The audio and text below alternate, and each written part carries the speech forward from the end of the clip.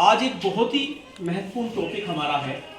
इससे पहले मैंने आपको बताया था स्वर और व्यंजन, बताए थे कितने स्वर होते हैं, कितने व्यंजन होते हैं, ये मैंने आपको बता दिया।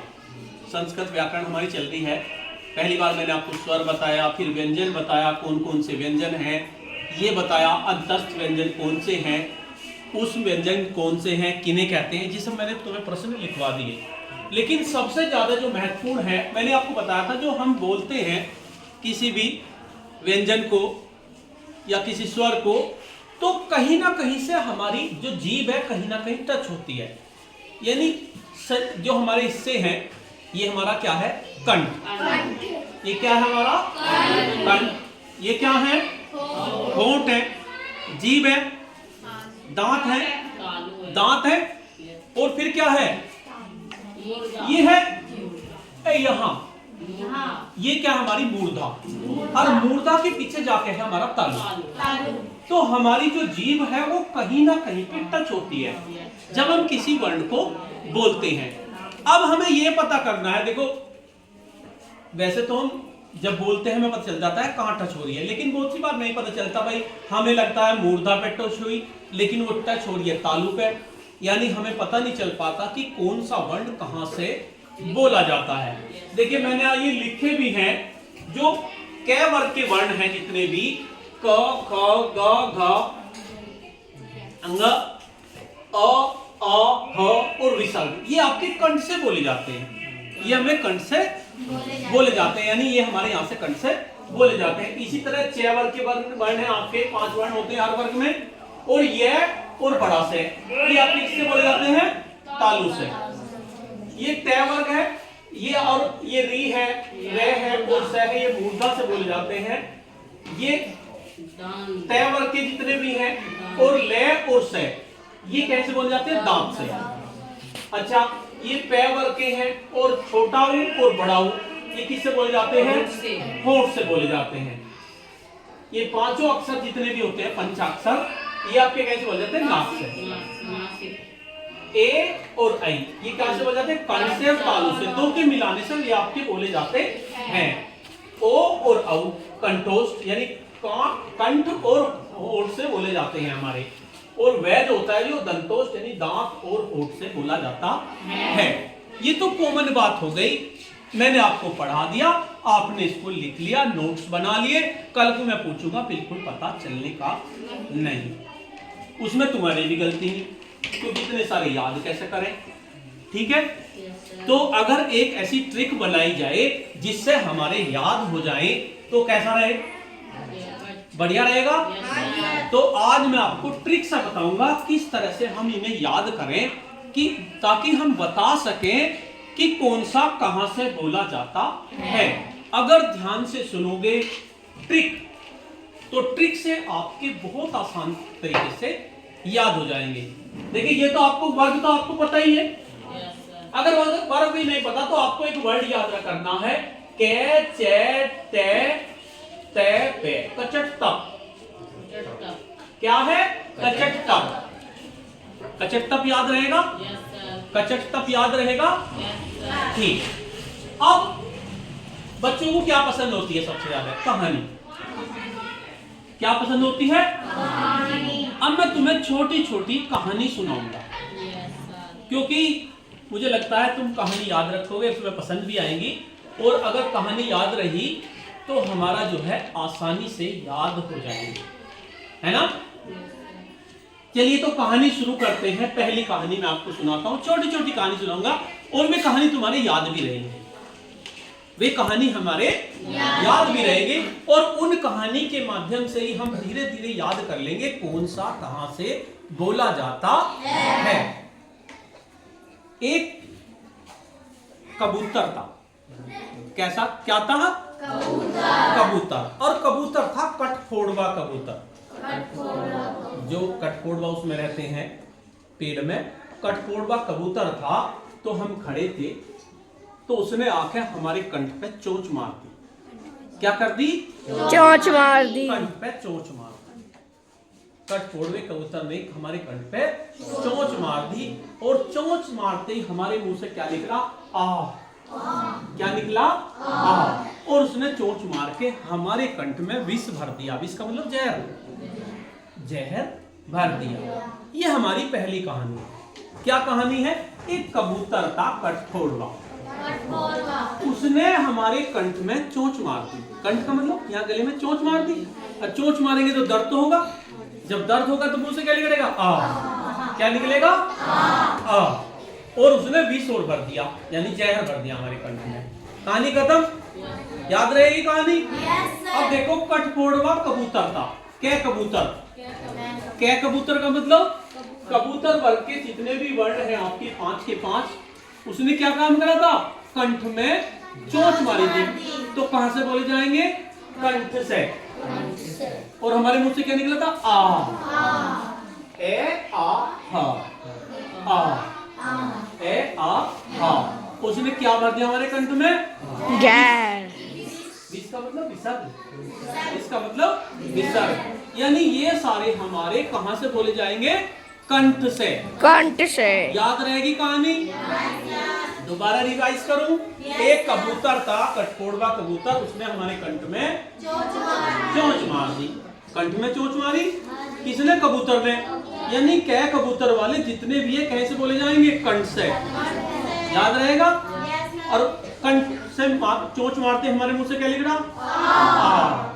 ए आ है। आ। कंठ से बोले जाएंगे। और क्या भर दिया हमने? विष। विष का मतलब विसर्ग। तो ये विसर्ग भी आपका कैसे बोला जाएगा? कंठ से। याद हो जाएंगे? कोई दिक्कत? अगर कल दोबारा से कहानी सुनूं तो बता दोगे? पक्का याद रहेगी? तो कौन कौन से कंठ से बोले जाएंगे? कै वर्ग वाले? क ख ग घ अंगा, अ आ है, ए आ है, अह और विसर्ग। ये कंठ से बोले जाएंगे। याद हो गया? पहली कहानी याद होगी? दूसरी कहानी की बात करते हैं। दूसरी कहानी की बात करते हैं। छोटा सा बच्चा होता है, छोटा सा एक बच्चा है। हमें शुरू में वो दूध तो शुरू में वैसे पीता है, फिर उसे दूध पियाना शुरू करते हैं कटोरी से, चम्मच से। कटोरी से चम्मच से। एक छोटे से बच्चे को हम कटोरी से चम्मच से दूध पिला रहे थे। जैसे ही हम चम्मच से दूध पिला रहे थे तो चम्मच जो है धोखे से हमारे से उसके तालू में लग गई। क्या लग गई? तालू में उसके लग गई। जब उसके तालू में वो चम्मच लग गई तो क्या हुआ? हमने पूछा चोट लगी? तो बोला यस, बहुत बहुत बड़ी चोट लगी। उसने कहा यस। हालांकि छोटा बच्चा है, यस तो नहीं बोलेगा, लेकिन हमें याद करनी यस, बड़ी चोट लगी। कहानी खत्म। छोटा बच्चा था, हम क्या काम कर रहे थे? दूध पिला रहे थे। किससे पिला रहे थे? चम्मच से पिला रहे थे। चम्मच का मतलब च वर्ग के जितने भी वर्ण है, च छ ज झ इया, कहां लगी चम्मच? तालू में। तालू से बोले जाएंगे। चोट लगी। कैसी चोट लगी? बड़ी। उसने क्या कहा? यस। ये और से, ये और बड़ा से। किससे बोले जाएंगे? तालू से। तालू से। किससे बोले जाएंगे? तालू से। तालू से। तनी से बच्चों चुप करता नहीं तो सर आ रहे। ठीक है, तो समझ में आ गया तालू से कौन कौन से बोले जाएंगे? कहानी दोबारा रिपीट करी जाए।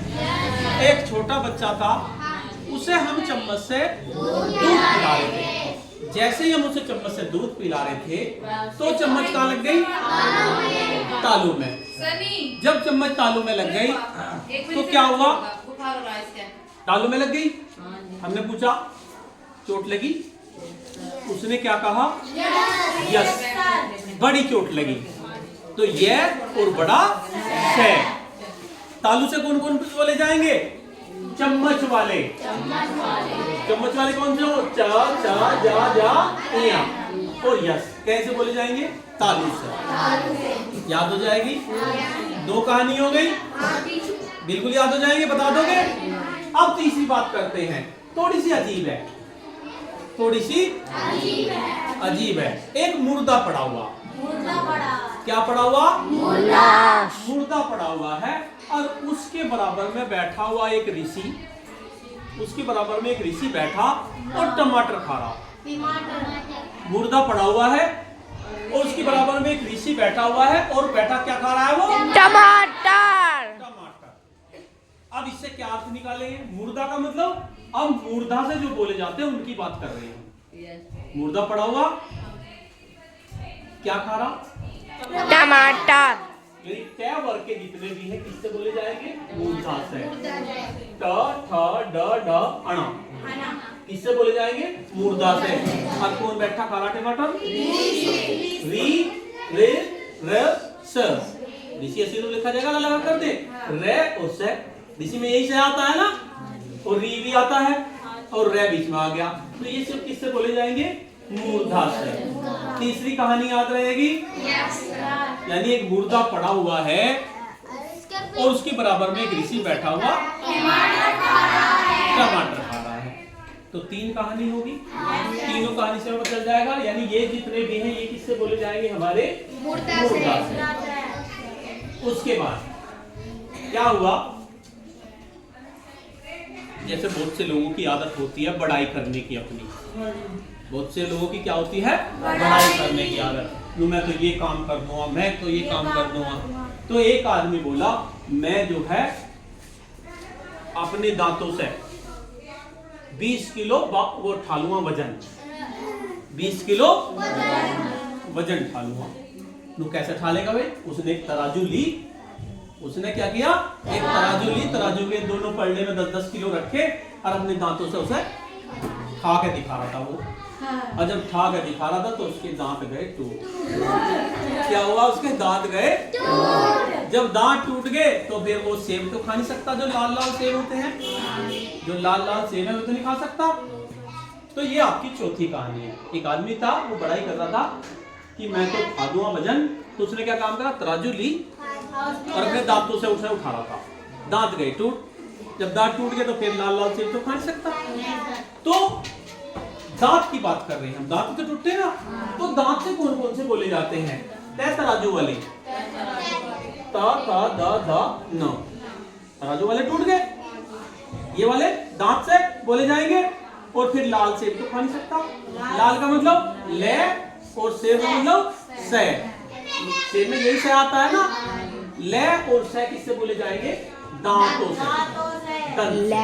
ठीक है, आगे बात समझ में? ठीक है, ये किससे बोले जाएंगे? दांतों से। तो आपको याद हो जाएगा। 4 कहानी होगी। 5वीं कहानी, हमें पतंग उड़ानी। हमें क्या है? पतंग उड़ानी। हमने क्या काम करा? पतंग बनाई, धागा तो हमें मिला नहीं, हमें मिला ऊन का धागा। हम ऊन के धागे से उसे करके उड़ाना हमने शुरू कर दिया। पतंग उड़ानी थी, ऊन का धागा लिया, उससे पतंग उड़ानी शुरू कर दी। लेकिन बाई चांस क्या हुआ? हवा नहीं चल रही थी, हवा नहीं चल रही थी। तो हमने सोचा चलो फूंक मार के उड़ा लें। फूंक किससे मारेंगे? होठों से, ऐसे करके फूंक मारेंगे। फूंक मार के हम उससे पतंग को उड़ा रहे हैं। तो पे पतंग के जितने भी पे वर्ग के जितने भी वर्ण है, प फ ब भ म, ये पे वर्ग के हैं। किससे बोल जाएंगे? होठों से। और धागा कैसा था? ऊन का, छोटा ऊन और बड़ा ऊन, होठों से बोले जाएंगे। ठीक है, बात समझ में आ गई? 5 कहानी है, पांचों पता चल गया आपका? याद रहेंगी कहानी? उसके बाद थोड़ी सी और।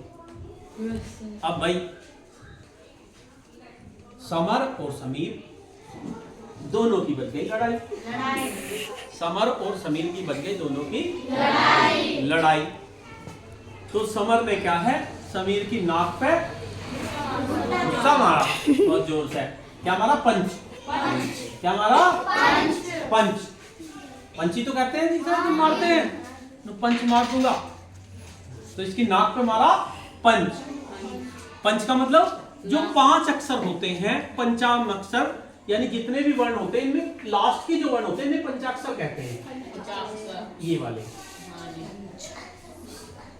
ये वर्ण होते हैं, 5 वर्ण होते हैं हमारे, क ख ग। ये जो क में ये 5वां हो गया, यो च में ये 5वां हो गया, ट वर्ग में ये पांचवा हो गया, ट वर्ग में ये पांचवा हो गया और प वर्ग में ये पांचवा हो गया। तो ये जो पांचों वर्ण हैं ये आपके नाक से बोले जाते हैं, यानी नासिका से। यहाँ पे पंच मारा था नाक पे पंच मारा था ना, तो ये हमारे नासिका से बोले जाते हैं। आई बात समझ में? अब उसने पंच मार दिया, पंच मार के अब जिसने पंच मारा तो चल दिया। अब जिसके पंच लगा उसे तो गुस्सा ही आवेगा। किसे गुस्सा आवेगा? समीर की। तो समीर ने जब तो लग गया, फिर उसने जो है वो चल दिया, उसने उसे आवाज मारी, ए पूरे जोर से। कैसे मारी आवाज? अपने कंठ से। और कंठ के पीछे कौन सा होता है? तालु। कंठ और तालु से मिलके, नंबर 1 पैनल में कंठ और तालु से मिलके उसने आवाज मारी, ए। समीर को बुलाया, यानी ए और आई किससे बोला जाएगा? कंठ और तालु से। कंठ तो जुड़ेगा इस सबके साथ, उससे पहले नंबर पे कौन सा आएगा? पीछे से जब चले, यहां से चले अगर, तो क्या आएगा? तालु। कंठ और तालु से आवाज लगाई, ए। तो यानी कंठ और तालु से क्या बोला जाएगा? ए और आई। याद रहेगा? उसने तो पंच मार दिया, वो क्या सुन रहा था? जब नहीं सुना तो उसे और गुस्सा आया। तो गुस्सा आया तो उसने क्या काम करा? अब जो है जब मतलब तालु से आवाज नहीं आई तो अपने होठों को भींच कर मारेगा आवाज, है ना? फिर गया ओ, क्या कहा? ओ। ऐसा तो आवाज आई नहीं, फिर ओ क्या? यानी कंठ से और होठों से, होठों को भींच के पूरे गुस्से में, तो सुन ही नहीं रहा। तो कंठ और होठ, कंठोष्ठ, कंठ और होठ से क्या कहा? ओ और औ। ये किससे बोला जाएगा? कंठ और होठ से। ठीक है, आई बात समझ में? उसने फिर भी नहीं सुना, उसने फिर भी नहीं सुना। तो फिर दांत को भींचकर फिर कंठ से आवाज लगाई, दांत को भींच के फिर कंठ से आवाज आई, अनु अबे। क्या कहा? अबे। नहीं रहा, फिर तो अबे क्या आ जाएगा? तो जो वे है, अबे में वे आता है, तो वे जो है किससे बोला जाएगा? दंतोष्ठ, दांत और होंठ से। दांत और होंठ को भींच के लास्ट में आवाज लगाई, अबे रुक, मैं देखूंगा तुझे। चला गया, अगले दिन देखेंगे। तो वे जो होता है किससे बोला जाता है? दांत और होंठ से। तो ये छोटी छोटी कहानी है, अगर ये हमारे याद होगी तो वर्णों के उच्चारण हम आसानी से याद कर लेंगे। अगर हम कल इसको फिर दोबारा रिवाइज करें तो कैसा रहे?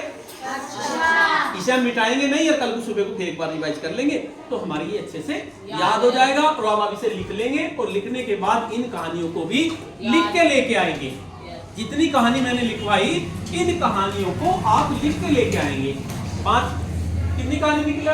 1 2 3 4 5, और फिर नाक पे पंच मारा, अब ये तो बुलाते रह गए, है ना? आज जो भी कुछ है ये आपको लिख के लेकर आनी, जो जो मैंने बातें बताई। तो इससे हमारे वर्णों के उच्चारण स्थान याद हो जाएंगे कि वर्णों के उच्चारण स्थान हम किस तरह से याद कर सकते हैं। वैसे मैं कहूंगा याद कर लो, तुम्हारे याद नहीं होंगे, लेकिन ये ट्रिक ऐसी है, इससे सभी बच्चे के याद हो जाएंगे बहुत आसान तरीके से। तो ठीक है, आज के लिए इतना ही। अच्छी लगी कहानी? Yes sir. पसंद आई? Yes sir. याद हो जाएंगी? Yes sir. तो क्लैपिंग हो जाए।